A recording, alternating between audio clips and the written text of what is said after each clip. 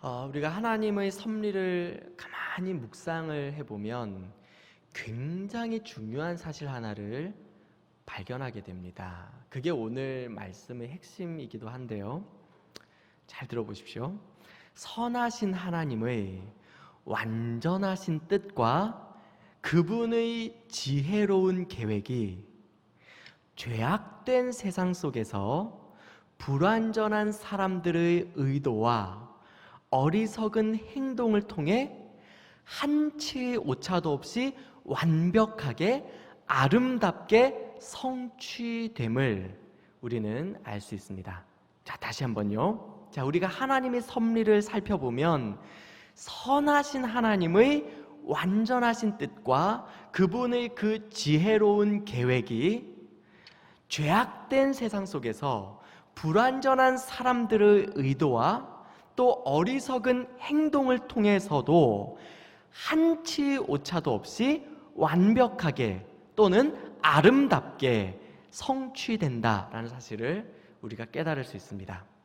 자, 심지어 사람들이 적극적으로 그 하나님의 계획을 거스려서 행동할 때조차도, 다시 말해 사람들이 아주 의도적으로 적극적으로 하나님의 뜻을 회방하며 밟으려 할 때조차도 그러한 사람들의 행위를 통해서도 하나님의 뜻은 한치의 오차도 없이 완벽하게 또는 아름답게 성취된다라는 사실을 우리는 성경과 역사를 통해서 발견할 수가 있습니다. 오늘 우리가 살펴볼 이 창세기 38장의 이야기도 그러한 아름답고 완전한 하나님의 섭리를 유다와 다말이라는 이 연약하고 어리석고 불완전한 두 인물들을 통해서 하나님께서 어떻게 이루어가고 계신가라는 것을 우리에게 보여주시고 있거든요. 자, 먼저 오늘 이 이야기는 처음 그 시작부터 굉장히 잘못되고 있습니다. 우리가 읽진 않았지만 38장 1절을 보면 그 후에 유다가 자기 형제들로부터 떠나 내려가서 아둘람 사람 히라와 가까이 하니라 라고 시작되고 있습니다. 자, 유다가 자기 형제들, 곧 믿음의 신실한 동력자, 같은 믿음의 반열에 선 그 형제들로부터 멀어져요. 떠나서 그들과 거리를 두기 시작했다. 그래서 그 가나안 사람 아둘람 사람 히라와 가까이 교제하게 되었다 라는 것 자체가 지금 이 유다의 영적 상태를 우리에게 보여주고 있거든요. 한번 생각해 보십시오. 우리 청년들이 지금 이렇게 특송을 했잖아요, 그죠?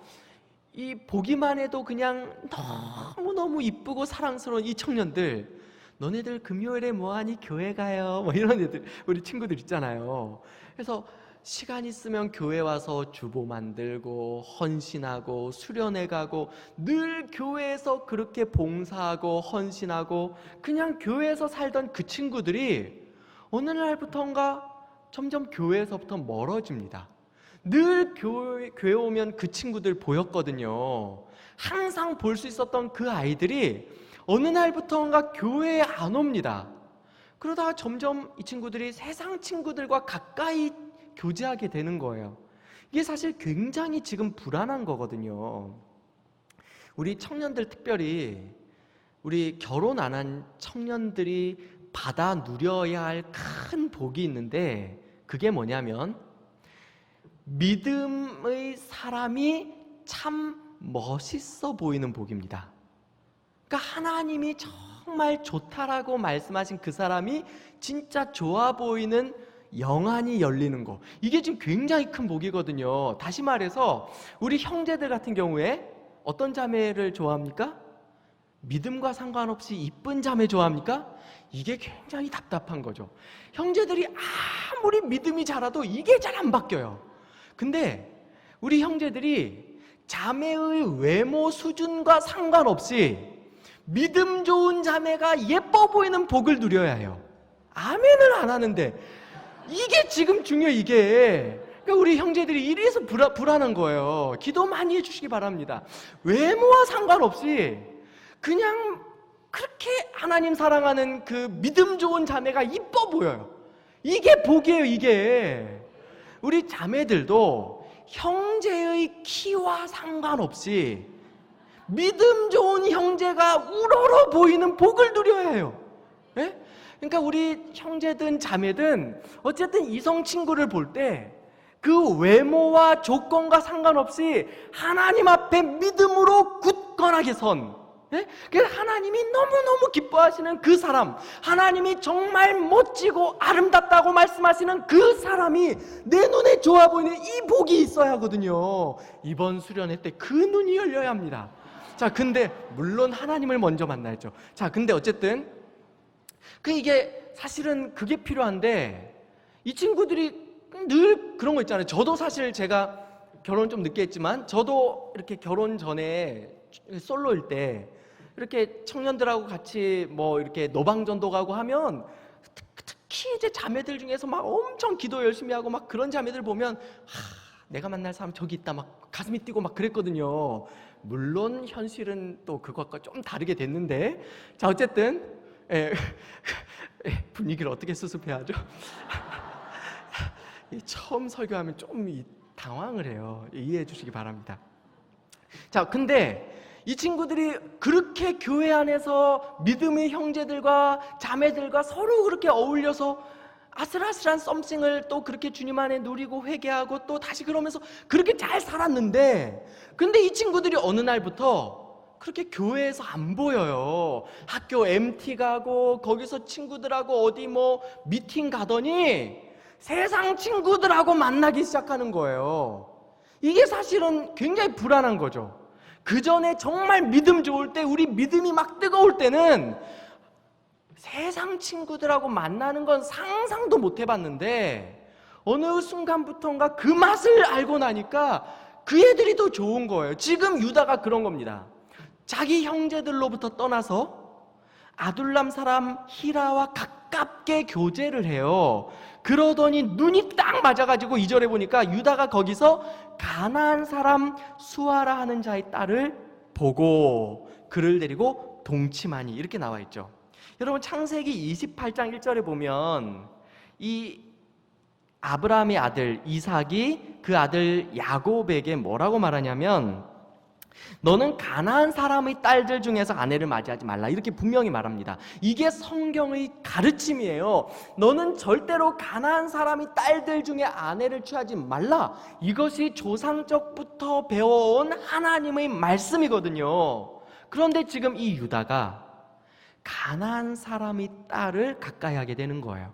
그리고 부끄러운 교제를 하게 되고요, 동침하여 아들을 낳게 되죠. 그렇게 해서 이제 3절부터 보면 세 아들을 낳거든요. 그 이름들이 3절부터 나오는데, 첫째 이름이 엘, 둘째가 오난, 셋째가 셀라입니다. 여러분, 그 이름들의 뜻을 보면 그 유다의 영적 상태가 그대로 나오거든요. 여기서 이제 첫째 아들 엘이라고 나오지만 정확한 발음은 에르입니다. 여러분, 우리가 일반적으로 엘 하면 하나님이잖아요. 근데 여기서 말하는 엘은 그 엘이 아니라 에르거든요. 이게 파수꾼이란 뜻입니다. 이게 무슨 말이냐면, 첫째 아들을 딱 낳아놓고 네가 우리 가정의 파수꾼이 되어야 한다, 이 말이에요. 여러분, 이스라엘을 지키시는 자가 누굽니까? 우리가 조금 전에 찬양한 것처럼 하나님은 너를 지키시는 자, 이스라엘을 지키는 자는 졸지도 않고 주무시지도 않고, 이게 이스라엘의 믿음이어야 하는데 지금 첫째 아들 딱 낳아놓고 네가 우리 집안의 파수꾼이 되어라. 둘째 아들을 낳고, 둘째 아들이 오난이잖아요. 이 오난이란 이름의 뜻이 강력함이거든요. 그러니까 무슨 말이냐면 이런 거예요. 네가 강해져야 한다. 세상이 결코 만만치가 않다. 누구도 너를 지켜주지 않는다. 그러니 너 스스로 힘을 길러야 한다. 강해져야 한다. 이런 말이에요. 그러니까 아들들을 낳으면서 첫째는 네가 파수꾼이 되고, 둘째는 네가 강해져야 하고, 이 셋째 이름이 이제 셀라거든요. 사실 정확한 발음은 쉘라입니다. 이 쉘라라는 이름의 뜻은 명확하지가 않아요. 그래서 제가 정확하게 해석해드리긴 어렵지만 어쨌든 이 아들들의 이름들을 보면 지금 유다의 그 영적 상태가 자신을 지키시고 보호하시고 인도하시는 그 하나님에 대한 믿음과는 상당히 거리가 있다는 사실을 우리가 어렴풋이 볼 수가 있습니다. 그죠? 자, 여러분, 집안 분위기가 이러니 그 가정에서 일어나고 있는 일들이 전혀 은혜로울 수가 없죠. 나중에 6절을 보십시오. 이제 이 엘이 커서 장가를 들게 되는데 6절에 보면 유다가 장자 엘을 위하여 아내를 데려오는데 그의 이름은 다말이더라. 역시 가나안 여자입니다. 정확하게 딥나의 여인 블레셋 사람이거든요.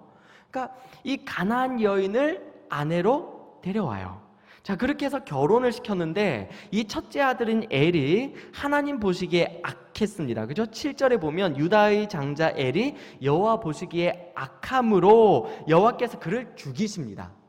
자, 이렇게 되면 이제 어떻게 되죠? 첫째 아들이 죽으면 이스라엘의 어떤 이 계대 결혼, 이 법을 따라서 둘째 동생이 그 형수와 결혼하여 아이를 낳아야 해요.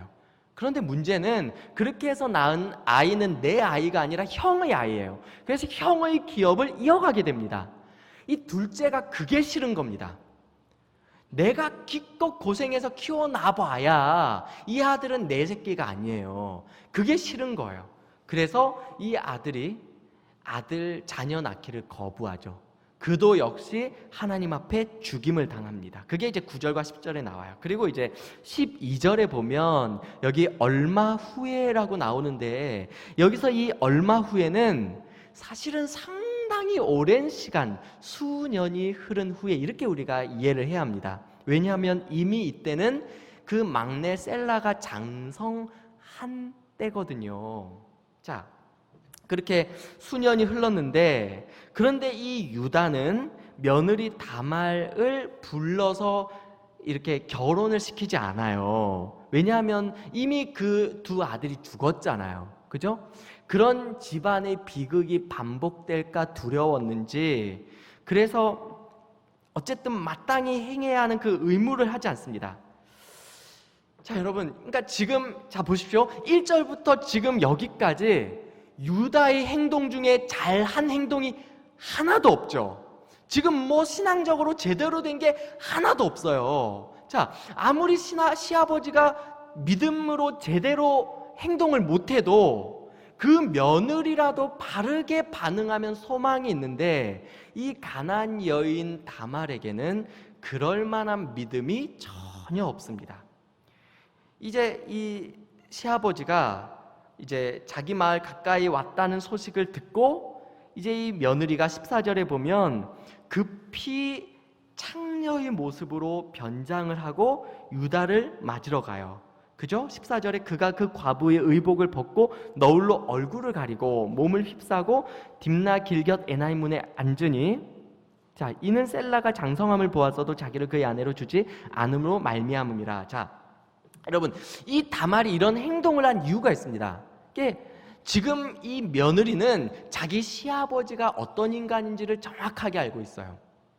아마 내가 이렇게 딱 덫을 놓으면 우리 시아버지는 딱 걸려들 거야. 이거를 정확하게 꿰고 있는 겁니다. 그렇게 해서 변장을 해서 거기 그 길목에 떡하니 앉아 있는데 아니나 다를까 이 시아버지가 이 다말이 놓은 덫에 정확하게 걸려듭니다. 15절 16절. 그렇게 해서 이제 18절에 보면 이 다말이 며느리가 시아버지 유다로 말미암아 임신을 하게 되죠. 그죠? 이제 그 소식을 듣고 이제 24절에 보면 이 소식을 듣고 이 시아버지가 막 열받습니다. 그래서 24절 보십시오. 석 달쯤 후에 어떤 사람이 유다에게 일러 말하되 네 며느리 다말이 행음하였고 그 행음함으로 말미암아 임신하였느니라. 그때 뭐라고 합니까? 이르되 그를 끌어내어 불사르라. 불태워버려! 이게 막 지금 막 흥분하고 막 그런 거죠. 그렇게 해서 지금 막 끌려가는데 그때 이 며느리가 그때 이렇게 말합니다. 우리 저기 여기 있죠? 25절부터 여인이 끌려나갈 때 사람을 보내어 그 시아버지에게 이르되 이 물건 임자로 말미암아 임신하였다. 청하건대 보소서. 그러면서 도장과 끈과 지팡이가 누구의 것입니까? 그러면서 자기가 담보물로 딱 받아놨던 그거를 턱 내미는 거죠. 이거는 빼도 박도 못하게 이거는 유다 거거든요. 그러니까 갑자기 막 불살라라 이랬다가 할 말이 없어진 거예요. 그렇게 해서 살려주죠. 어쨌든 그렇게 해서 결국 27절부터 보면 이제 다말이 해산할 때가 되어서 쌍둥이를 출산하게 됩니다. 자, 그러니까 여러분 이제 38장 1절부터 지금 여기까지 뭐 우리가 봤을 때 이게 제대로 된 게 하나도 없죠, 그죠? 지금 모든 게 다 잘못됐습니다. 그렇게 해서 결국 잘못된 만남, 잘못된 결혼, 잘못된 관계를 통해서 잘못된 아이가 출산을 하게 되는데, 그렇게 출산한 아이 이름이 누굽니까? 여기 29절에 보니까 그 이름을 베레스라 불렀고, 베레스란 이름이 나와요. 여러분, 이 베레스가 누굽니까? 여러분, 베레스가 누구죠? 우리 여러분 룻기를 한번 찾아보십시오. 여러분 룻기 4장을 한번 좀 찾아보시면 좋을 것 같습니다. 이건 너무너무 중요한 말씀이기 때문에 여러분들이 좀 직접 성경을 찾아보셨으면 좋겠습니다. 룻기 4장 11절 12절 우리 두 절을 좀 읽을 텐데요. 룻기 4장 11절과 12절. 자, 중요한 말씀이니까 우리 조금 길지만 찾아서 같이 읽어보도록 하겠습니다. 시작. 성문에 있는 모든 백성과 장로들이 이르되 우리가 증인이 되나니 여호와께서 너희 집에 들어가는 여인으로 이스라엘의 집을 세운 라헬과 레아 두 사람과 같게 하시고 네가 에브랏에서 유력하고 베들레헴에서 유명하게 하시기를 원하며 여호와께서 이 젊은 여자로 말미암아 내게 상속자를 주사 너희 집이 다말이 유다에게 낳아준 베레스의 집과 같게 하시기를 원하노라 하니라. 여기 베레스가 나오죠. 그렇죠? 그러니까 지금 우리가 잘 아시는 것처럼 룻이 결국은 보아스와 결혼을 하는 과정 속에서 이스라엘의 여인들이 그 시어머니 나오미를 축복할 때 뭐라고 축복하냐면 이 젊은 여자로 말미암아 너에게 상속자를 주시되 너희 집이 다말이 유다에게 낳아준 그 베레스의 집과 같게 하시기를 원하노라. 그러니까 여러분 분명히 지금 이 베레스라는 아이가 출생하기까지 모든 과정은 다 잘못되고 다 악한 것처럼 보이는데 그럼에도 불구하고 그렇게 출생한 그 베레스의 집은 룻에게 있어서 축복의 모델로 소개되고 있다는 것입니다. 할렐루야. 그뿐만 아니라 나중에 4장 18절부터 더 놀라운 베레스의 계보, 그러니까 지금 베레스로부터 오늘 룻기에 이르기까지 이미 우리가 정확하게 그 모든 내용을 알 수는 없지만 이미 그 룻에게 있어서 베레스의 집은 축복의 모델로 소개될 정도로 참 아름다운 스토리가 있었을 거예요. 그런데 이제부터 베레스의 계보가 더 놀랍습니다. 자, 18절부터 이렇게 나오죠. 베레스의 계보는 이러하니라. 베레스는 헤스론을 낳고 헤스론은 람을 낳고 람은 아미나답을 낳고 아미나답은 나손을 낳고 나손은 살몬을 낳고 살몬은 보아스를 낳고 보아스는 오벳을 낳았고 오벳은 이새를 낳았고 이새는 다윗을 낳았다. 자, 지금 베레스로부터 보아스까지 왔는데 이 보아스로부터 오벳과 이새와 다윗이 나와요. 그리고 마태복음 1장까지 가면 이 다윗을 통해서 예수님께서 출생하십니다. 여러분 놀랍지 않습니까? 사실 우리가 모르긴 몰라도 지금 이 베레스의 계보 속에도 수많은 다말과 유다의 스토리가 포함되어 있을 겁니다. 어디 죄 범한 영혼이, 부족한 인생이 다말과 유다뿐이었겠습니까? 인생이 연약하고 부족해요. 그래서 늘 실수하고 넘어지기를 반복함에도 불구하고 그러한 사람들의 역사와 계보를 통해서도 하나님은 당신의 구속 역사를 한치의 오차도 없이 완벽하게 아름답게 이루어가고 있다는 사실을 성경이 우리에게 보여주고 있는 것입니다. 여러분, 우리가 절대 착각해서는 안 되는 것이 있는데 그것은 인간이 역사를 만든다는 생각입니다. 여러분, 절대로 아닙니다. 사람이 그 손으로 해변의 작은 물보라를 일으킬 수는 있지만 결코 대양의 파도를 만들어낼 수 없는 것처럼 인간은 역사의 작은 이벤트를 만들어낼 수 있을지 몰라도 결코 역사의 거대한 파도를 만들어낼 수가 없습니다. 오직 역사의 주관자이신 하나님께서 오늘도 살아계셔서 스스로 당신의 선하신 뜻을 따라 그분의 완전한 역사를 불완전한 사람들을 통하여 만들어가고 계시는 겁니다. 우리는 다 그분이 당신의 역사를 만들어 가시는데 쓰시는 도구에 불과해요. 이 사실은 우리에게 두 가지 굉장히 중요한 진리를 가르쳐 주십니다. 첫째, 우리가 주목해야 하는 것은 인간의 연약함이 아니라 하나님의 완전하심이란 사실입니다. 그러니까 여러분, 우리가 계속해서 이 땅을 살아가면서 우리는 사람의 연약함과 부족함이 아니라 하나님의 완전하심과 아름다우심을 계속해서 주목하며 바라봐야 합니다.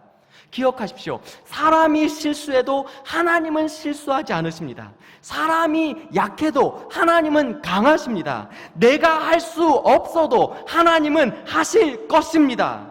여러분, 이 사실을 기억한다면 현재 우리가 부딪히는 그런 현실적인 부조리와 죄악과 부도덕함에 지나치게 몰입하기보다는 이 모든 상황을 사용하셔서 당신의 아름답고 완전한 뜻을 이루어 가실 그 하나님을 믿음으로 주목하여 바라보아야 할 것입니다. 또한 이 사실은 불완전한 이 세상을 살아가는 연약하기 짝이 없는 우리에게 엄청난 위로를 줍니다. 여러분, 우리는 실수하지 않습니까? 여러분은 실수하지 않으십니까? 우리도 넘어져요. 우리도 실수합니다. 그런데 우리가 실수하고 넘어지지만 우리 인생을 붙드시는 하나님이 실수하지 않으세요. 우리가 때로는 실수하여 넘어질 때도 하나님은 그런 연약한 우리 안에 하나님의 뜻과 계획을 완벽하게 이루어가고 계신다라는 사실을 우리가 기억할 때 그것이 우리에게 엄청난 위로가 되는 것이죠. 2016년 8월 21일에 저희 집사람과 제가 산부인과를 갔습니다. 저희 이제 셋째가 이제 뱃속에 한 7개월쯤 되었었거든요. 그때 이제 모든 게 다 정상이고, 그래서 지금 현재 조산 확률은 1%도 안 된다. 걱정하지 마라. 그렇게 얘기를 했습니다. 그리고 딱 5일쯤 지난 목요일 밤이었습니다. 저녁을 먹고 나서부터 집사람이 계속 배가 아프다는 거예요. 변비인 것 같다는 겁니다. 그래서 저는 그 다음날 새벽기도 설교를 해야 했거든요. 빨리 자야 하는데 이렇게 저를 잠을 못 자게 달달달 볶는 거예요. 그래서 아무래도 안 되겠으니까 변비 요구르트라도 좀 사오라는 겁니다. 그래서 제가 밤 12시에 편의점 가서 뭐 쾌변 요구르트 뭐 그런 거 2개 사가지고 와서 빨리 먹어. 그렇게 해서 먹여놓고 이제 진짜 나 자야 하니까 절대 깨우지 마. 그리고 이제 겨우 잠이 들랑말랑 했는데 새벽 1시가 좀 넘어서 그때 막 폭우가 쏟아지던 밤이었거든요. 집사람이 저를 막 깨우는 겁니다. 아기 나올 것 같아 이러는 겁니다. 분명히 아기는 11월 달에 나오게 돼 있고 그 주 월요일 날 조산 확률은 1%도 안 된다 했는데 딱 며칠 지났다고 아기 나올 것 같다는 겁니다. 그래가지고 그때 제가 살고 있던 집에서 서울대병원까지 그냥 차로 딱 10분이면 도착하는 거리입니다. 그런데 저희가 가던 그 동네 산부인과로 한 20분을 막 내달렸습니다. 내달렸더니 동네 산부인과에서 이 아이를 지금 여기로 데리고 오면 어떻게 하냐, 빨리 서울대병원으로 이렇게 옮겨야 한다, 그렇게 했는데 애가 그냥 나와버렸어요. 예. 그래서 어쨌든 그 아이를 이제 병원으로 옮겼는데, 근데 이제 3일 지나서 이제 주일이었습니다. 주일날 이제 오전 예배를 마치고 성도들하고 이렇게 인사를 하고 있는데 집사람한테 전화가 왔습니다. 병원에서 울면서 얘기를 하는 거예요. 병원에서 연락이 왔는데 아이가 상태가 좋지 않다는 겁니다. 급히 와줘야겠다는 거예요. 그래가지고 이제 급한 마음에 일단 사역들을 좀 맡기고 병원에 갔는데, 그 1.3kg 태어난 그 아이, 안 그래도 그 조그만한 아이가 움직이지도 못한 채 이렇게 늘어져 있는 거예요. 병원에서는 폐혈증이 왔다고 얘기를 했습니다. 어려울 수 있다. 그때 이제 뭐 저희가 뭐 부모가 할 수 있는 게 뭐가 있겠습니까? 이제 1층 로비에 앉아서 그렇게 저희 집사람은 울고, 이제 저는 이제 멍하니 앉아 있는데, 그때 이제 그 선배 목사님께서 저를 찾아왔습니다. 찾아와서 이렇게 기도를 해주시는 거예요. 잘 들어보십시오. 이게 저에게 굉장한 이 영적인 이 힘이 됐거든요. 하나님, 이 가정과 하나님 사이에 환경이 서 있지 않게 하시고, 이 가정과 환경 사이에 하나님이 서 계시기를 원합니다. 이해가 됩니까? 나와 하나님 사이에 환경이 서 있으면 환경이 보여요. 그런데 나와 환경 사이에 하나님이 서 계시면 하나님이 보여요. 그러면서 이렇게 기도를 해주시는 겁니다. 사람이 실수할지라도 하나님은 실수하지 않으십니다. 의사는 실수할 수 있지만 우리의 완전한 창조자가 되시는 하나님은 실수하지 않으십니다. 실수 많은 연약한 인간 의사를 바라보지 않게 하시고 실수하지 않으시는 완전한 창조자이신 하나님을 바라보게 하여 주옵소서. 그 기도가 그날부터 우리 가정의 믿음의 고백이 되었습니다. 사실 그 이후로도 수많은 어려움과 위기 상황을 통과하면서 때로는 의료진의 참 답답한 처방과 그런 대처, 저희 아이는 그 신생아 중환자실 안에서도 또 1인 2중 격리실에 혼자 격리가 돼 있었습니다. 울어도 알 수 없고 뭐가 잘못돼도 쉽게 눈치채지 못하는 딱 그 2중 격리실에 혼자 들어가 있는 거예요. 그러면서 밤새 아이가 호흡곤란이 와서 이게 숨이 안 쉬어지는데 의료진이 그거를 9시간을 방치하다가 아침이 되어서야 비로소 알아채고 호수삽관을 하면서 그렇게 조치를 하는 거예요. 이게 사실은 뇌 직격탄이거든요. 곧바로 아이들이 이제 장애가 오고 그런 거예요. 그런 답답하고 참 연약한 환경들이 계속해서 밀려올 때도 끊임없이 사람이 실수해도 하나님이 실수하지 않으십니다. 인간 의사가 부족해도 하나님은 완전하십니다. 그 하나님께서 이 불완전한 사람들을 통하여 완전한 하나님의 뜻을 한치도 오차도 없이 다 이루어 가실 것입니다. 계속 고백하면서 그렇게 그 시간을 이겨낼 수 있었던 것 같습니다. 여러분, 사실 우리가 계속해서 실수합니다. 우리도 넘어집니다. 우리도 부족합니다.